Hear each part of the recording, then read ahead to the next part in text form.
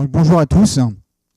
Donc aujourd'hui, nous allons parler des bouteilles de plongée, dit les blocs. Donc pour ce faire, nous allons parler dans un premier temps de la fabrication, pour ensuite parler des différents alliages, ensuite des différents volumes qui existent, et ensuite la robinetterie, et on parlera enfin de la réglementation. Au niveau de la fabrication, nous avons trois styles de fabrication. Dans un premier temps, l'emboutissage à froid. Qu'est-ce que c'est? On prend des grandes plaques d'acier et avec une presse, les plaques d'acier sont pressées. Nous avons ensuite des tronçons d'acier qui sont percés à chaud et les extrémités sont réduites. Et enfin, nous avons des simples tubes d'acier et le fond de la bouteille est fait avec du fluo tournage. Au niveau des différents alliages, trois alliages différents. Dans un premier temps, l'acier, le plus répandu en France. Il a l'avantage d'être moins cher, mais inconvénient très lourd et plus corrosif. Donc il faut faire très attention au choc pour éviter d'abîmer la peinture, parce que la peinture protège de la rouille.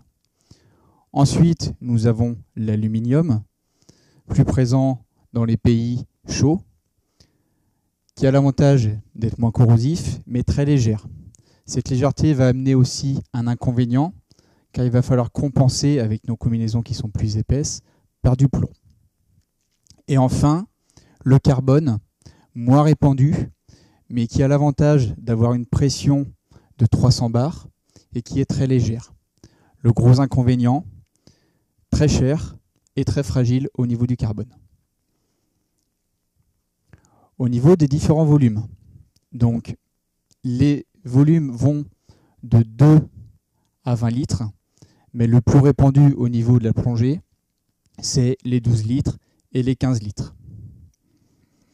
Enfin, nous avons sur certains plongeurs des gros volumes, c'est le bibouteille, donc deux blocs classiques qui sont reliés par une barre de liaison, ce qui permet d'avoir une meilleure autonomie et d'éviter que le bloc roule au niveau du dos.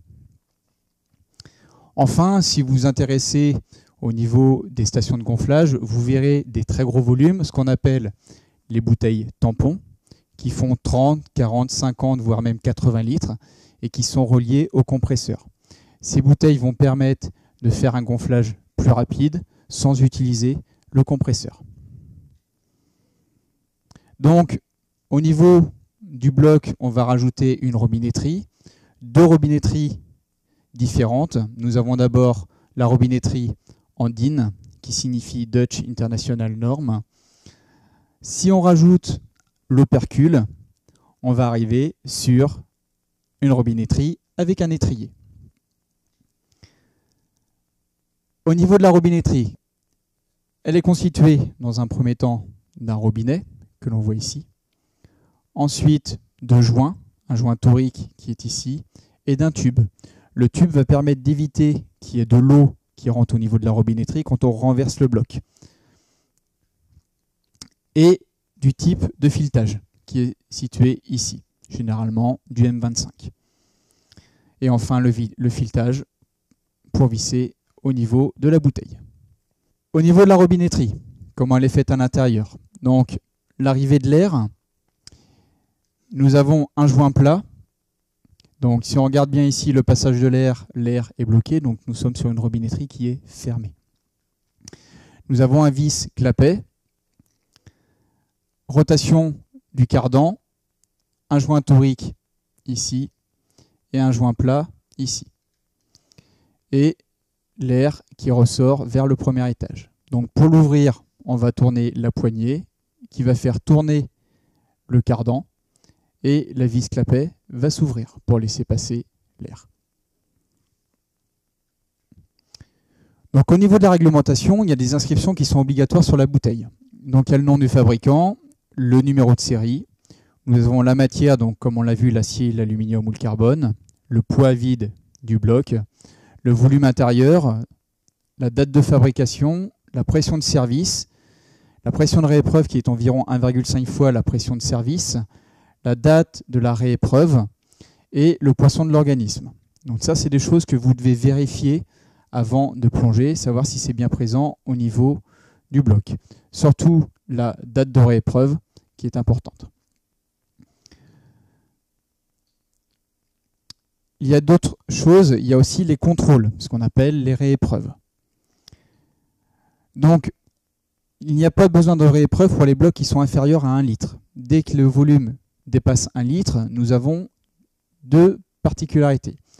Donc, deux cas, soit nous sommes sur une réépreuve tous les 2 ans pour tous les blocs, ou si vous avez les blocs qui sont inscrits sur le registre de votre club, on a une inspection visuelle tous les ans et une épreuve obligatoire tous les 5 ans.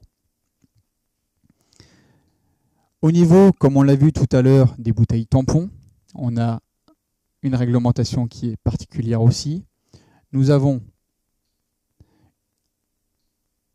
40 mois entre 2 inspections, donc le tivage, et 10 ans au niveau d'une requalification. Voilà, je vous remercie beaucoup et au revoir.